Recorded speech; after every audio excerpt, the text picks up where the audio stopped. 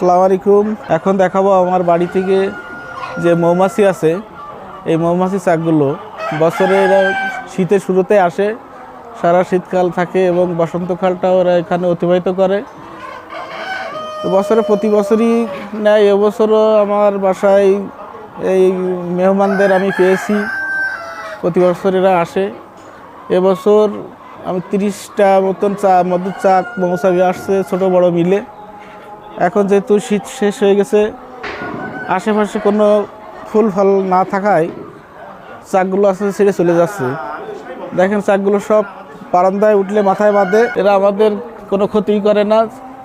এদের যদি আঘাত করায় তাহলে দেখা যাচ্ছে প্রতিঘাত করে, কিন্তু এই পর্যন্ত আমাদের কোনো ক্ষতি করি না। অনেকে অধিকাংশ শুয়ে নিয়ে তারা বিভিন্ন ঔষধ খাবো বা আমার বাচ্চাটা খাবে, বাচ্চার কাশি হয়েছে, এভাবে অনেকে এসে চায়, তাদেরকে দেওয়া হয়। যেহেতু আল্লাহর নিয়ামত, আমি এদেরকে ফুসি নাই, এরা নিজেরা আমাদের এখানে আসছে। 7-8 বছর যাবত এরা এখানে থাকে। অনেক চলে যাবে, এখন গরমের সময় যেহেতু অনেক চলে যাবে, আবার কিছু থাকবে, নতুন করে আসবে, এইভাবে সারা বছরই কম বেশি থাকে।